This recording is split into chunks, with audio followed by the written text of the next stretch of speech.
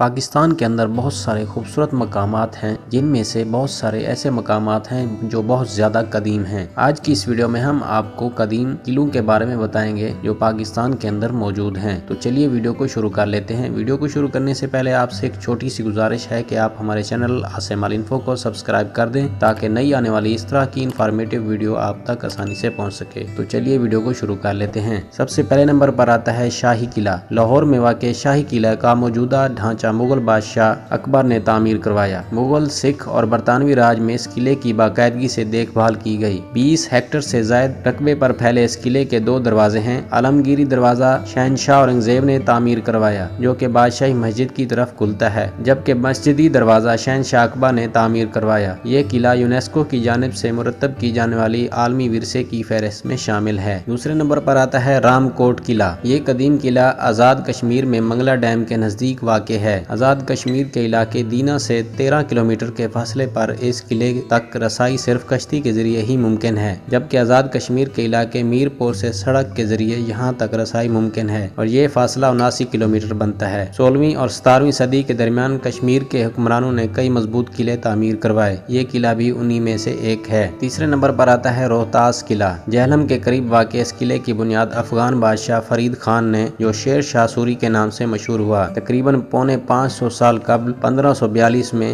اس کی بنیاد رکھی گئی۔ پتھر اور چونے سے بنائے گئے اس قلعے کی تعمیر قریب 5 سال میں مکمل ہوئی۔ بعد میں اس قلعے میں شیر شاہ سوری کے بیٹے سلیم شاہ کے دور میں توسیع بھی کی گئی۔ شیر شاہ سوری نے روہتاس قلعہ گکھڑوں کے حملوں سے بچنے کے لیے فوجی حکمت عملی کے تحت تعمیر کروایا تھا۔ یہ قلعہ اقوام متحدہ کے ادارہ برائے تعلیم، سائنس اور ثقافت عالمی ثقافتی ورثے کی فہرست میں شامل ہے۔ چوتھے نمبر پر آتا ہے اسکردو قلعہ۔ گلگت بلتستان کے علاقے اسکردو میں واقع اس قلعے کو قلعوں کا بادشاہ بھی کہا جاتا ہے۔ یہ قلعہ اسکردو کے مرکزی مارکیٹ یادگار چوک سے آدھے گھنٹے کے فاصلے پر واقع ہے۔ یہ قلعہ قدیم فن تعمیر کا ایک اعلیٰ نمونہ ہے۔ اس قلعے میں ایک قدیم مسجد بھی موجود ہے۔ 5ویں نمبر پر آتا ہے التت قلعہ۔ یہ قلعہ گلگت بلتستان کی ایک قدیم ترین یادگار ہے۔ اس کی تاریخ تقریباً 1100 سال پرانی ہے۔ یہ قلعہ خوبصورت ہنزا وادی کے التت نامی قصبے میں واقع ہے۔ اس قلعے کے ارد گرد بروش قوم آباد ہوا کرتی تھی جو بروش کی زبان بولتی تھی۔ 6 نمبر پر آتا ہے شگر قلعہ۔ شگر کے معنی چٹان کے ہیں، یعنی یہ ایک چٹانی قلعہ ہے۔ یہ قلعہ بلتستان کے علاقے شگر میں واقع ہے۔ یہ قلعہ 17ویں صدی میں شگر کے راجہ نے تعمیر کروایا تھا، تاہم 1999 اور 2004 میں اسے دوبارہ بحال کیا گیا۔ اس وقت یہ قلعہ ایک میوزیم اور پرتعیش ہوٹل میں تبدیل کر دیا گیا ہے۔